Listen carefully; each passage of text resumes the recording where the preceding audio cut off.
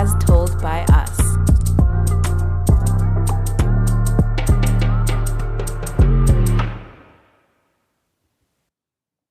Guys, last week was so good, we decided to just continue the conversation. So we're back again with Kate and Jaure, right? And we're just going to keep rolling because we feel like there's so many things we didn't get to talk about in the first episode that we're going to talk about now.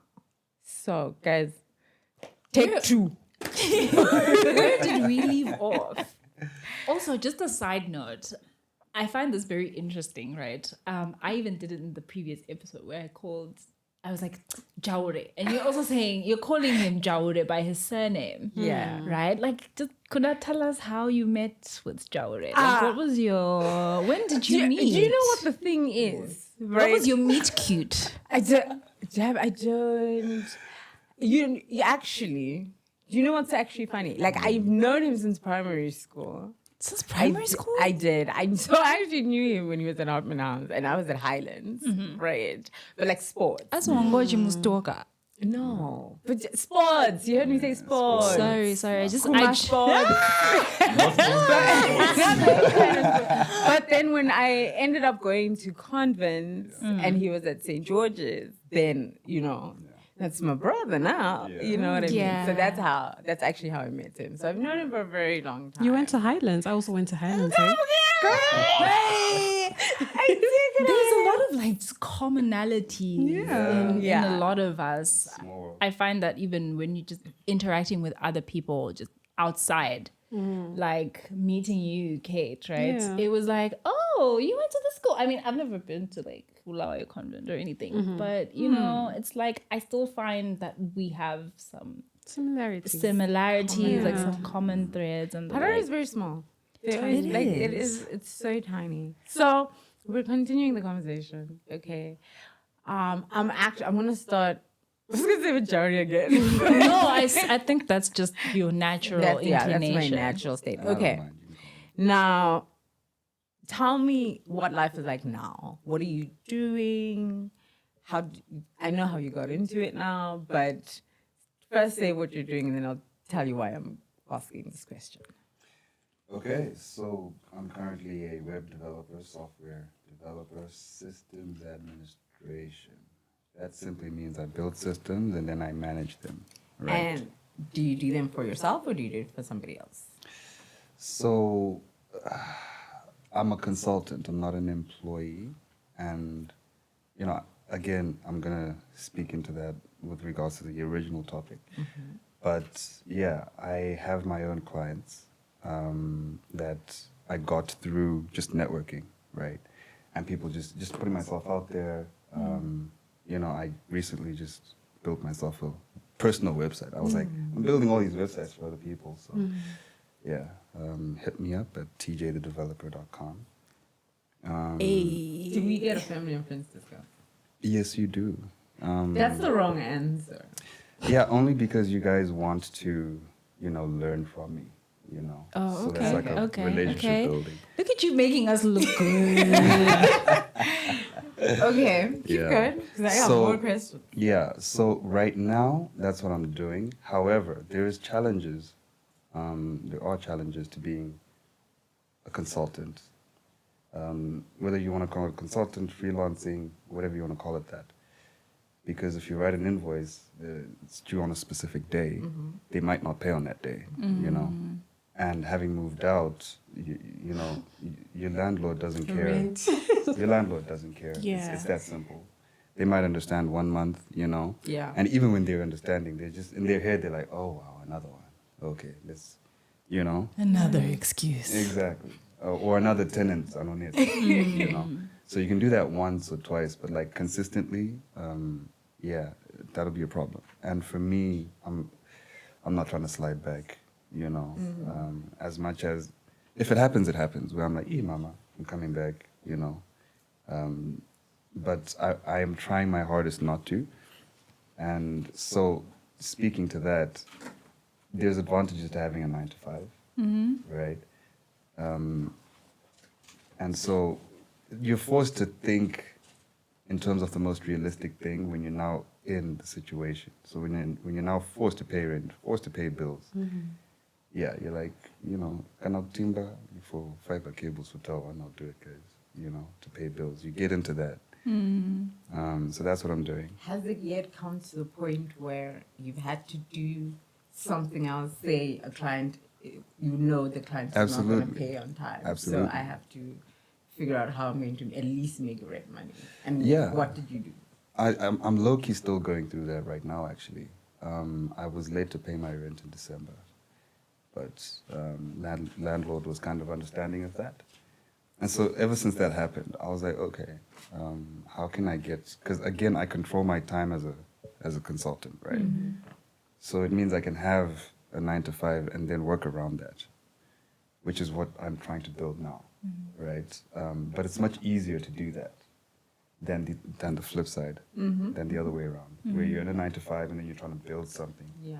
It's much easier to build something And then get a 9 to 5, because that's already happening, you know? Wait, so are you in a 9 to 5? I am Or trying to get a 9 to trying 5 to now. get into Yeah, got but it. I will be soon. I have a couple interviews lined up. I love that. I love that. So this is why I was asking, because I wanted to understand with the way that the economy is, right? And like you're rightfully saying, as an entrepreneur, Right. freelancer, Right. name it whatever you want, hustler, there is a point where it is inconsistent. Yeah. You might not get a client, right? So at least I know from the previous episode you said they pay at least a retainer. Yeah. Right. But there are some businesses that are really like a once-off thing. Yeah. You do the work, you do the service, they go away. They're not keeping Exactly. you, right? Exactly. But at the same time, you're saying, but I want to, I still need to be able to pay bills. I still need to be able to do things. And how you're able to, now everybody has to have a side job, side hustle, some other form of income that's not, again, whatever it is that they wanted to do in the first place, right? Right. Like you end up saying, oh, I wanted to do social work and I'm doing social work, but I ended up having to go into dental administration Right. to make extra money, right? I ended up doing my 8 to 5 and then remotely from 6 to, I don't know, 3 a.m. is Yeah. probably how long you guys worked. Right. You raise an interesting point, because when they spoke about their, just how their stories and how they got to where they are, both of them, please also go and watch the previous episode if you hadn't, just so that you can catch up on what I'm about to ask. But it seemed as if, though, the thought I had in my mind was, you guys have lived several lives. Yeah. Like just several lives, because at some point, Jowdy, you're talking about also teaching Chinese kids how to speak English, and then you were also a teacher at some point, like you had 2 jobs, and so this brings me to wanting to ask, I think the same question that Kuda was asking essentially was just like, what are your thoughts around this hustle culture? Because this is something we spoke about again in a previous episode.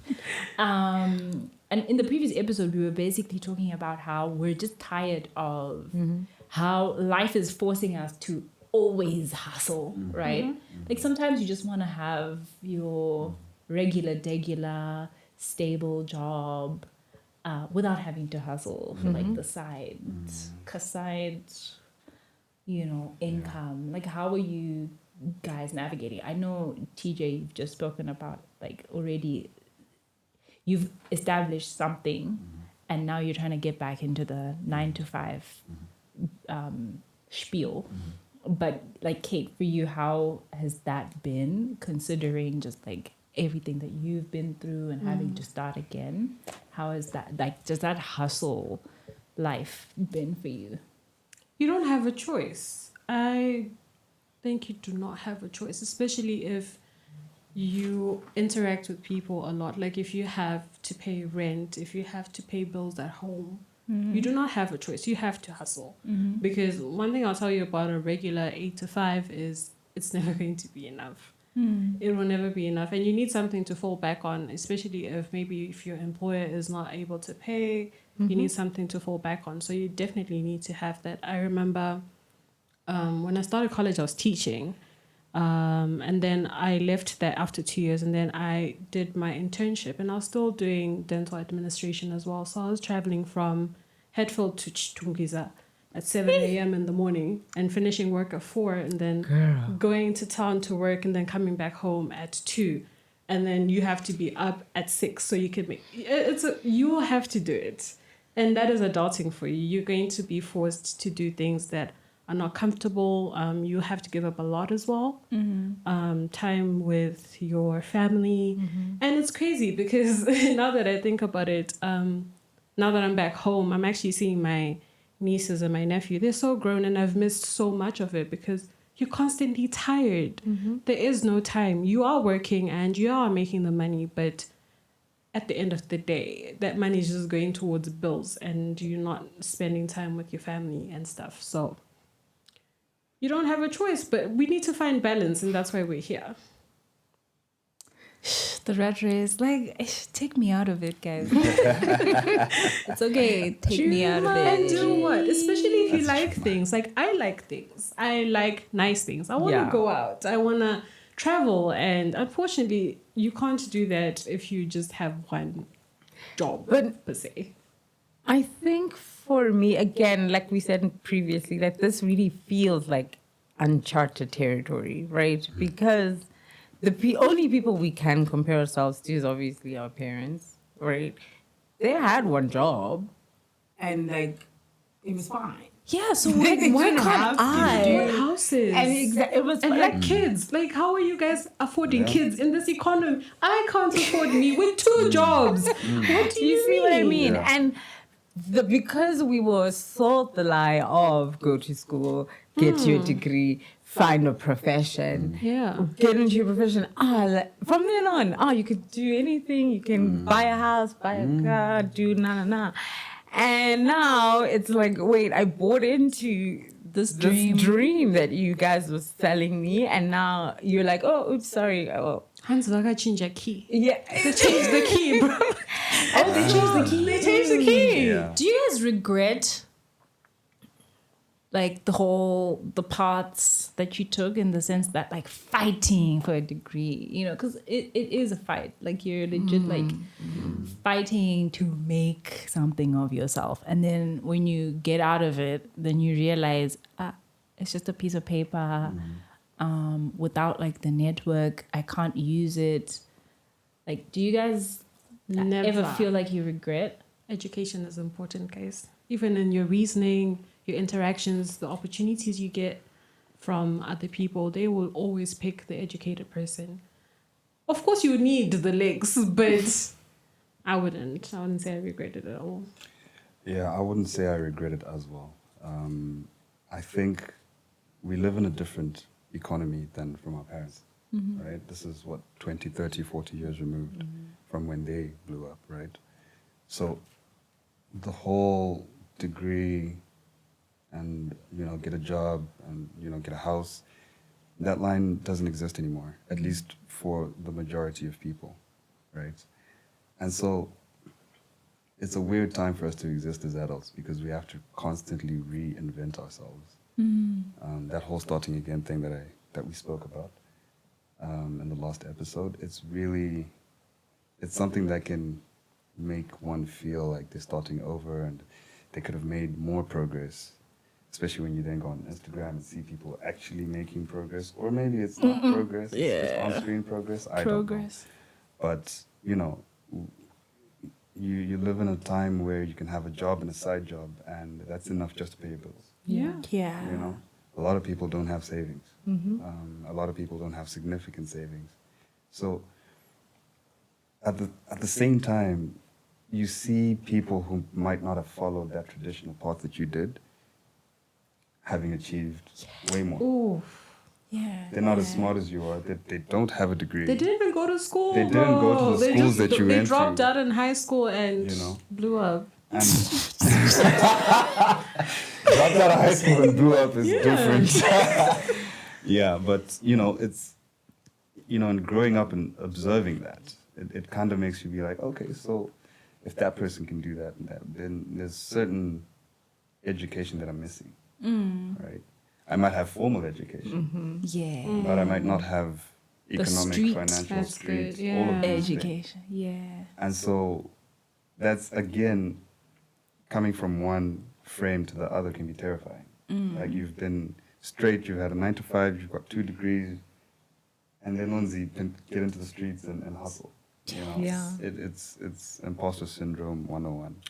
I think adaptability also is hard. I think for a lot of people, it actually is, because now it's like, okay, I don't know what to do. Even if I wanted to hustle, Right. I don't even know what I'm good at, because I was meant to be a doctor my whole life and I have the medical degree, but now I don't know how to be a cross-border, go buy clothes, Exactly. and I Yeah. don't know how. I don't have sales. Consult to save your I don't know, life. I don't know how to sell anything. Absolutely. You know, I like and. Like I just don't. I wouldn't even know Where to start. what Where to to start. do, where to start No, with no, it. I Debbie. don't.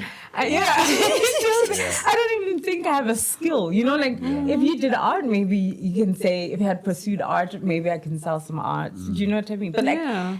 we have so many talents that we then, because of school, we did not go into And develop. and develop. That now it's like all I know is school. All I know is this profession. Now I Right. don't know. Now you're feeling stuck. I don't know how to rima. I don't know how to raise chickens. I don't even have a plot of land to put the chickens anyway, even if I wanted to. Everybody's doing chickens. Yeah. So is it worth it for me? In Drive, I don't have an additional income to buy another car to put it on InDrive.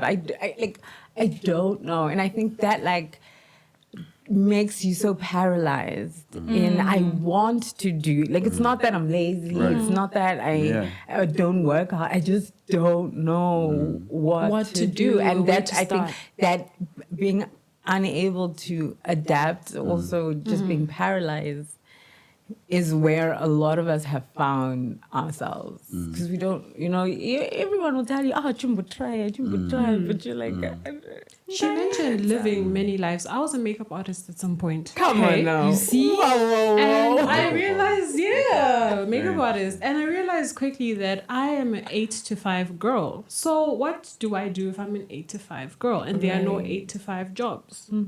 What do we do? Yeah. So, like I said, right, we live in different times. And, getting back to your question, I don't think I regret going the academic route, right? Because it still does, like Kate was mentioning earlier, it still does give you some very good things. Yeah. Critical thinking, Yeah. networks, just being able to stick through something for a long time till it's done. That is a skill in itself, right? But we live in a world where you now have to be able to dibble and dabble Yes. back and forth. Yeah. And, you can make a substantial income or career following the traditional path, but that's a lot harder now Yeah. than it was 20 years ago. And so, because we live in a world where companies aren't really trying to make you rich, Yeah. Yeah. okay, they're not trying to give you a house like they used to. They're not trying to. Pay your kids' school fees. If you get a loan from your bank, you have a good package. Okay? You have a good package. You have Okay? medical aid. I have classmates. I have classmates from my time at the UZ that are now working in various banks, CBZ, etc. And they give them auto loans, right? After a certain period of time. Outside of that, That's it. yeah, On that's your it. own. And this is from my own experience. Yeah. Oh wow! And I think growing up, I just used to think, if I got a But it was such job a- in a yeah. bank, I could build a house. Because they give loans. It wasn't just a bank as well. If it was a decently sized company, they would build you a house, they would give you a car, they would Company pay your car, kids. everything, yeah. We don't live in that framework anymore, but our education system is still tailored towards that. Yeah. It's now up to you, the individual, to break yourself out from that. Yeah. And think outside the box and be like, okay, what Jumanji else? yourself out of that. You have to Jumanji yourself but out like of it. Kate Kuda. said, You it's have like to. it's the grief of it all. Grief of what I thought Yeah. I wanted. Right. What you were told, what you saw working. I feel comfortable with. It's no longer about. It's now survival. It's not my feelings. This is now like you have to do what you got to do, right? So now, Kate, you specifically, who's now looking for a job in a very specific place, right? The job market is trash. The economy is ridiculous. You want an 8 to 5. You don't want to freelance. What does your day look like? How are you navigating looking for a job and trying to get one in your field? I've just gone back to the basics, sending CVs, talking to people in the field, spending a little time on LinkedIn, which it's a struggle, but just going back to the basics. So I'll typically just wake up, do the chores or whatever, and then hop online and see what's going on there, and just try and talk to a couple of people in the field and see if there's anything there. But the complication with my profession is a lot of NGOs closed down last year. So they have people with 10, 15, 20 years of experience that are jobless. And here you are like, hi, I graduated in 2023 and I have 0 experience, but I did do dental for 3 years. Do you get what I'm saying? And even just trying to, I'm actually currently looking into going abroad.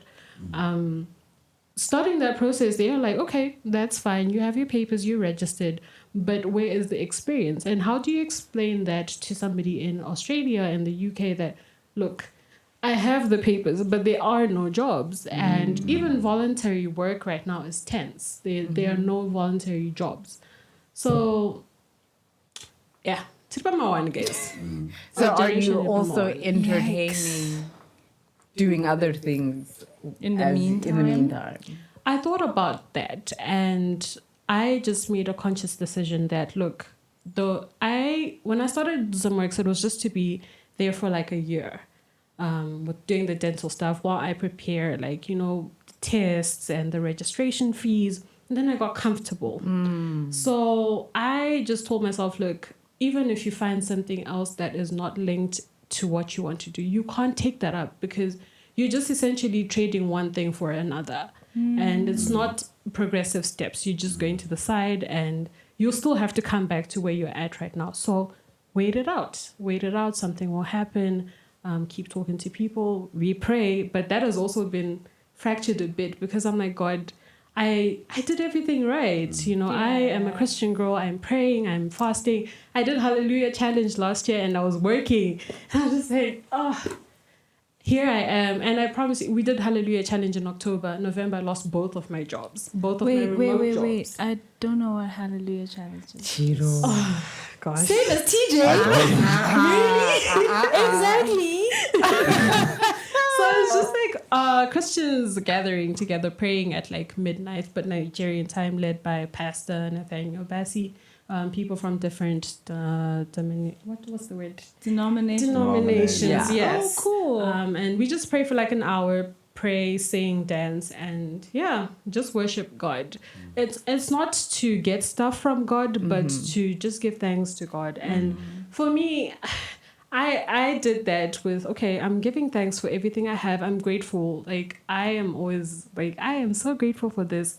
And yet everything I had got taken away from me, especially after I was doing everything right. Do you get what I mean? Like I said, guys, do you know how I learned with people that have 2-3 kids now and people that got pregnant when they were in their teenage years. And I really adamantly tried to avoid all of that, And after all that, here I am. There's a song that comes to mind. I used to hear it on like Ezom Kido. It's like, I see Chabuda Papa. Oh my gosh. No, remember, Yeah. You know what? Your Actually, childhood was rich. Kate, I'm going to stay with you on that for a minute. Sure. Also, part of the Hallelujah Challenge, Cheeto and TJ, is that you dress for the thing that you want. So if you want to be married, right, for example, you put on a wedding dress or put on something at least white and a ring and, and then if you want a baby, you find a doll like a and cushion or do a something, thing and like dress for the thing that you want. But I think the what baby situation midnight. though is a bit. at midnight. I think it would be Midnight 2 Nigerian a.m., time, 1 a.m. 1 a.m. Yeah, it would be like 1 a.m. because it's Nigerian time. I But think TJ and I are having the same reaction. Wait, so- It's like, wait, hold up. I'm trying to understand. Okay, so so Dress you, the put, you thing that stuff you a want. baby Okay, in your fine. belly. huh? You stuff a baby in your You belly put a at 2 cushion. Actually, you want to a.m. be pregnant, so you put a cushion and then be pregnant. There are people dressing in wedding gowns and dress like the thing people you that want. actually get like outfits made dress for like the Benz you're looking for. Yeah, Or like whatever it is people that you make- want. wait, hold up. Wait. Whatever you're praying to God for, right? Put it on. This is your public declaration of faith Right. that This is what I want. this is what I want and this is Okay. what I'm praying for. I just wanted to add up. Right. So you said that it's from, congregants from different denominations, right? Yeah. And it's at midnight, so I'm assuming it's online. Yes. And Yes. So are you on Zoom showing people your outfits? Your baby or bump. it's a WhatsApp call and No. you're just like jumping up and There's a down live- with the cushions? There's a live stream, Okay. right, where he is and like the Alright. churches, but you're watching like you're on I YouTube. hear you. So you're in your house by yourself. By- no with one your- else okay. has to know. It's like a So it's blind really a faith faith thing. thing. Yeah, but it's just like a build your faith thing, but that's not why.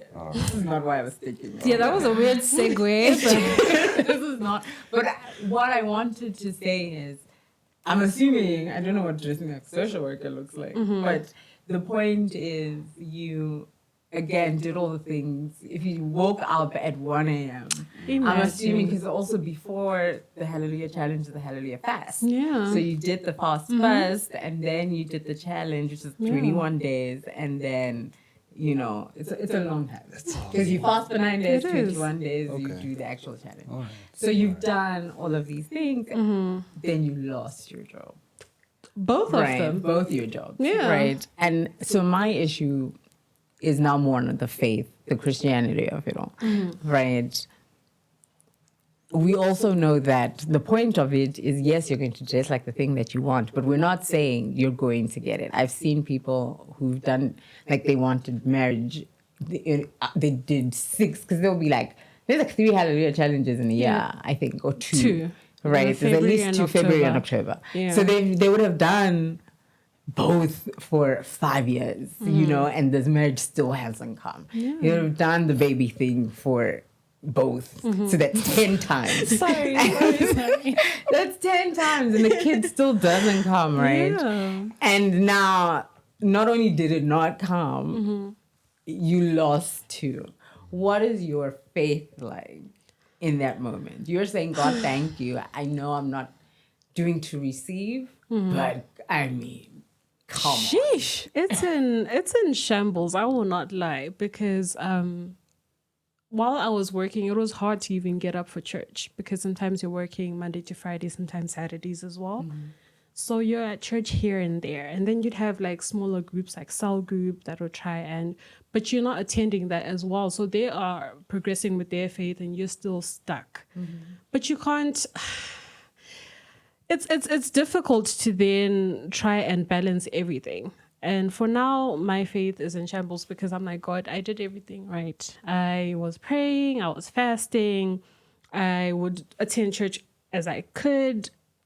What more do you want from me? Look, I am trying not to do the other deadly sins, and I am doing everything, and I am still losing. So, Right. like, what are we doing? What are we doing? I don't want to take us away too much from the faith conversation, but while you were talking about this, and I think TJ before, the question popped in my mind of just like, what's our relationship with patience as a generation? Are we a patient lot, or I get the feeling that we're a bit of a microwavy generation where it's like we kind of looking for that immediate gratification, and we're not kind of willing to wait for due process or whatever it is. And I'm not saying this because I think I'm not saying this because like I think we're being a bit wanting too much or anything, but I think patience plays a really huge part in terms of just anything good takes time, right? So I don't know, like, do you guys think that, do you feel like I've been patient enough and still nothing's coming to fruition the way that I wanted to? Yeah. Or could we benefit from being a bit more patient than we already are? I think for me, I am a bit tired of waiting because already I had such a late start to everything in my life. So I'm like, God, when?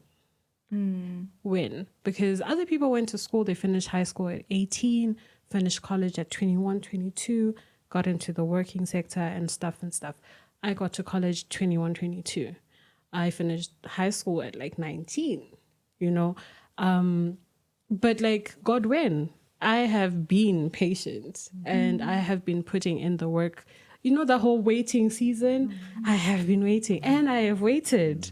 But in the waiting room with everybody else I'm with as well. And we talk about peer pressure and like bad things, but let's talk about peer pressure and also the good things, like how people have good jobs now and they've bought their first car and now they are building their first houses. And these are people that you grew up with, people that you went to school with, people that did the exact same thing that you did. So what's wrong with me? Why can't I also have what I am praying for, especially if I've done things right? Why not now? I also was going to say patience. Why I went into even just the faith topic anyway. Patience requires faith. I can wait if I know it's coming. Okay. You know what I mean? Like if there's a guarantee that like if you just keep working this job, it's going to pay out, you can be patient. If I know that it's in 5 years' time, it's gonna be fine. Right? I can't be patient with something that I don't even know is on its way. What am I waiting for? I don't even know. And with the way that things are unfolding, we genuinely have no idea. So I don't think we are a microwave generation the way people want. Listen, we don't have an attention span. Fair. All right. But when it comes to things that we're working towards, I think we're willing to work, we're willing to put in the hours, we're willing to sweat it out. And what we would like in return is to know that after putting all of this work, it's going to be for something. Yeah. And then you can be patient. But right now as it is, it's like there's no guarantee on anything. Know, like it could just keep Flying getting worse. blindly. It is.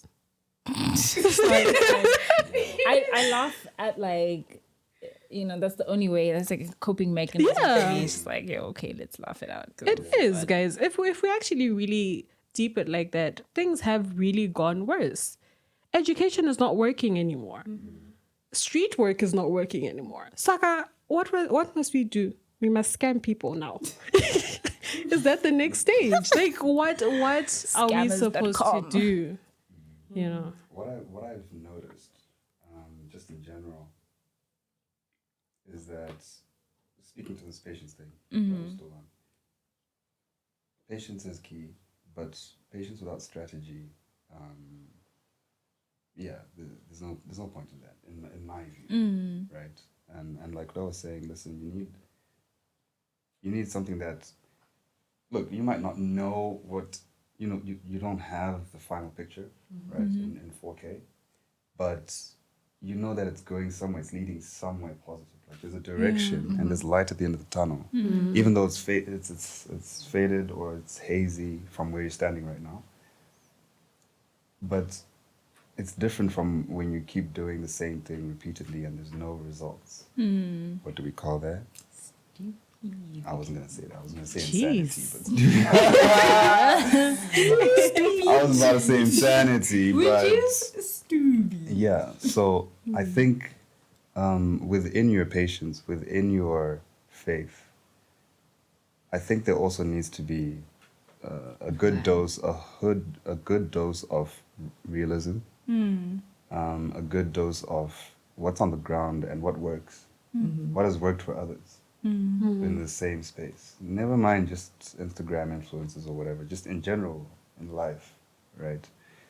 There's a lot you can learn from observing other people and their failures.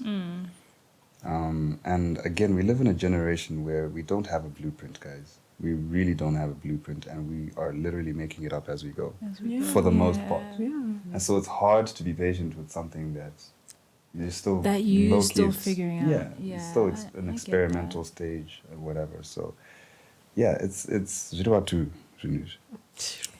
I wanna just segue into something a bit lighter. Like, let's go back to how are we navigating like home life? For example, TJ, you don't live at home anymore. And obviously Ndiwe Baba, right? Yeah. So like how is that? Like how is that relationship, considering that you're not on the ground? Because in the previous episode you were talking about, pay bills and whatever. Yeah. What's the black tax? 5% and 50%. All of the above, G. Depends. All of the above. Whatever they need. Yeah. So, as much as Ndini Baba, I'm still my mom's son, right? And she's still, the head of that household. She leaned on me a lot more, definitely. Still, we lean on each other. I lean on her. I mean, I've leaned on her for my whole life, really. But, it's now more of like a 400, that kind of thing where, black tax is unavoidable. But in terms of living at home, away from home, it's changed our relationship a little bit. There isn't as much opportunity for the negative stuff, because when you're now calling each other, it's, hi, how you doing? It's been a long time. Hey, baby girl. You're not going to tuka someone. Yeah. Absolutely, because I'll just cut the phone. Like, I cried to you. Yeah. I have a question for TJ. As the only dude here, right, in your 30s. Right. Can you tell us, right, you're freelancing, right, you have bills to pay. What's dating like? Like, does it feel like an additional expense? Listen, do you think we're honeys are taking it too far? Are we asking for too much? Oof. All right. What Is do it you hard? mean? Like, this is the only time we're gonna get a dude. Asking too much. Yeah. I don't know. That's what I'm saying. Like, have you found that Valid people question. are looking at you, they're looking at your age, they're looking at what you do, Yeah. and they're like, well, Girlfriend allowance. know, going out. maintenance. So, yes. Valentine's Day was just last week, and Tits. what is that like? Tits. Okay, so dating is different for me now, comparing it to 5-10 years ago, because, guys, we were just dating to date in our teenage and early 20s. We weren't really trying to build anything that's gonna last. Now I think my own outlook on that has changed, because now it's like I want to build something that'll last a very long time, rest of my life.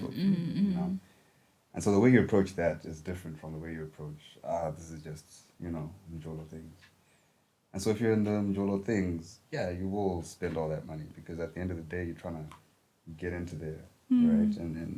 into her bed and stuff. My And- sports. Yeah. Yeah. So what I will say to the ladies about that is, if you have all these high expectations, without actually prioritizing getting to know someone, there's consequences to that. You know, there is someone who will play that game with you and they'll leave you hanging dry, and it happens every single day. Every single day. Does the term provider make you anxious?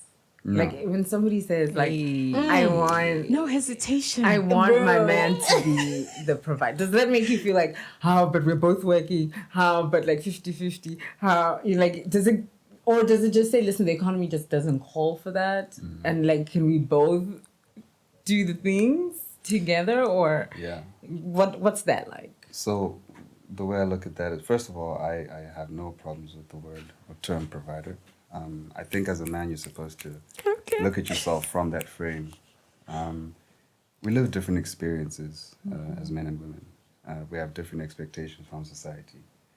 And so society, in terms of expectations from a man, it for a man rather, you are viewed at based on what you can provide the world, whether it's knowledge, whether it's finances, whether it's preaching, whatever it is, you have to provide something. Okay, because that's the stuff that society and the world is built on, right?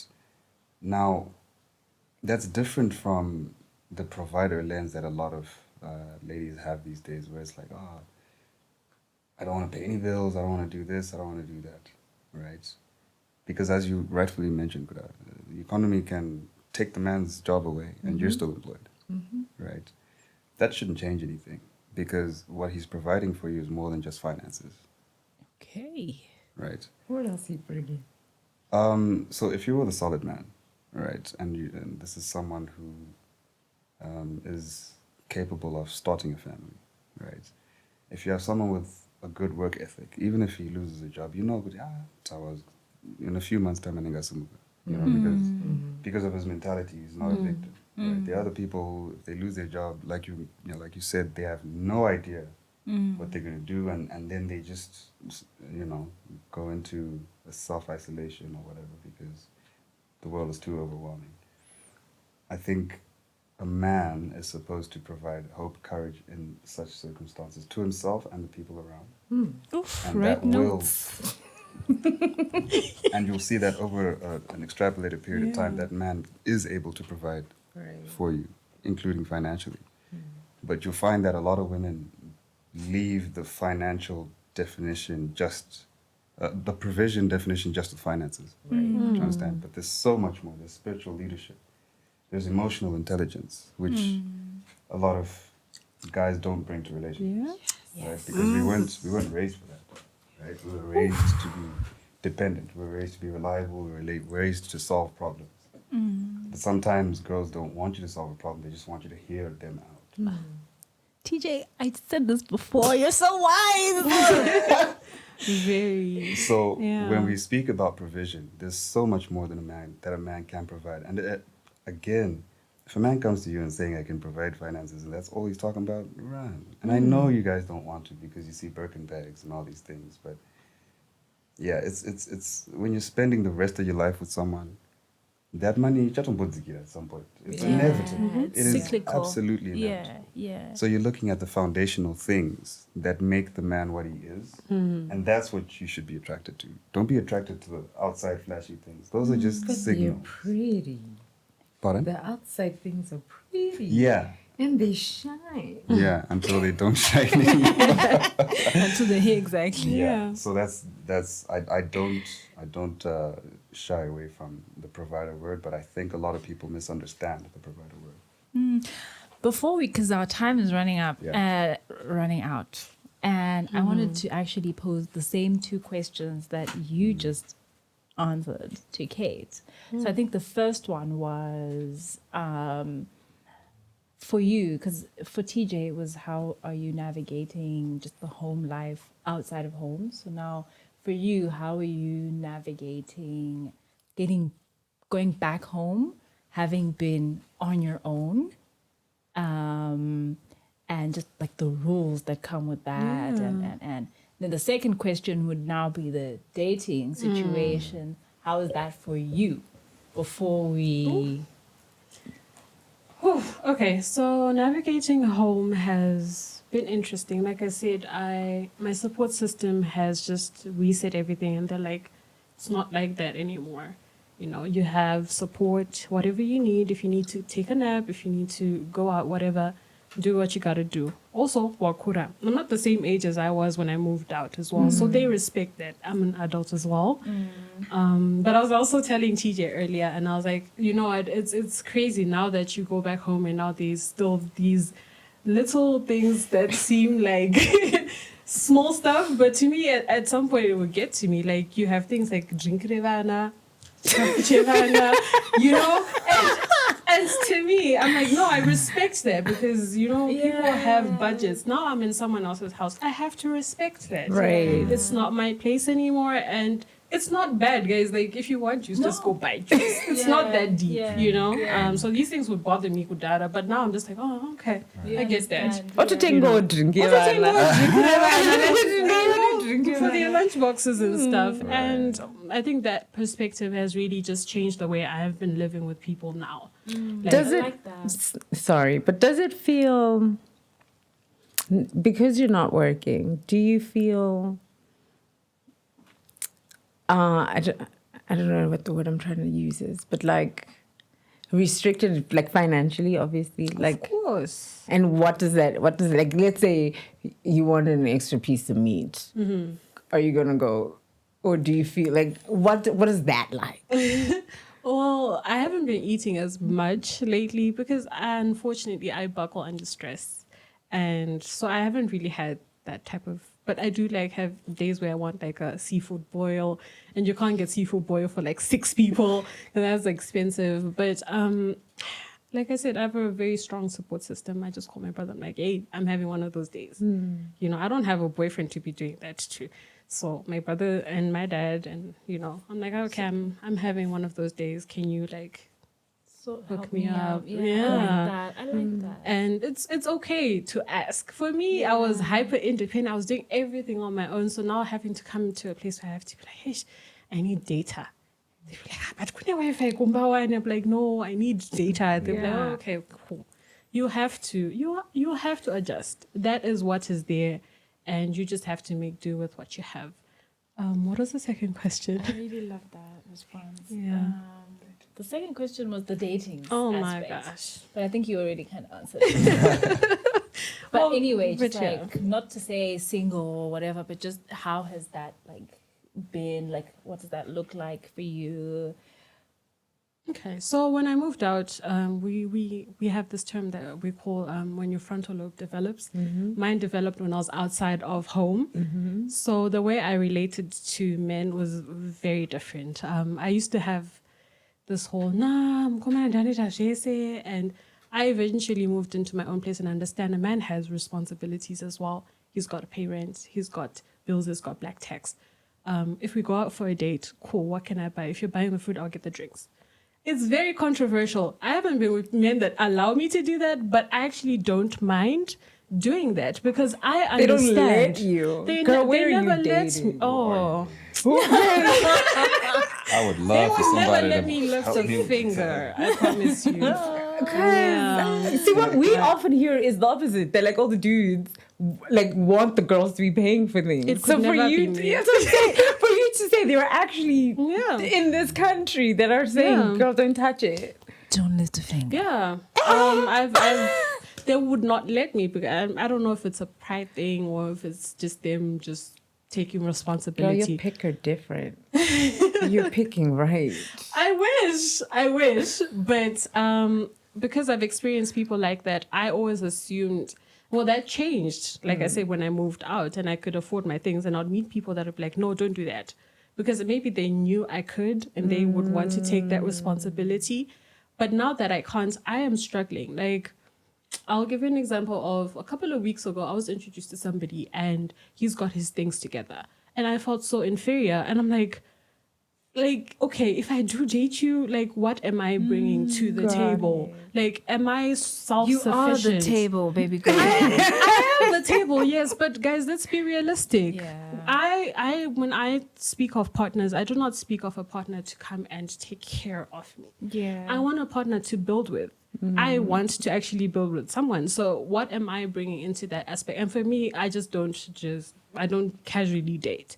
I have to date towards, like you said, Intentionally. we're dating intentionally for marriage, for the bigger purpose. So I felt very inferior at that time. I'm like, oh my gosh, I don't even work. And now it's been hectic. It's been hectic, but at some point we just have to get to a point where if you're not, what's the word I'm looking for? Not ready. Ready is not the word, but like, let me just use that. If you're not ready to be in a relationship like that, then just don't do it. And I feel like that's the stage I'm at, where I'm like, look, I am not in a place where I feel like I'm bringing 100% of myself. So I'm gonna just take a step back. Wow. Yeah. You're so mature. Right? Like, honestly, I've enjoyed having. I could speak to you guys both for the whole day, yeah. but I think we need to wrap it up. Time is running out. Yeah. But like the previous episode, I'm gonna pose another question. This time, what would you tell future self? So what would you tell yourself? Say 60-year-old you. No. 60-year-old is Maybe 40. I think 38-year-old you. Yeah, what would you tell 38-year-old you?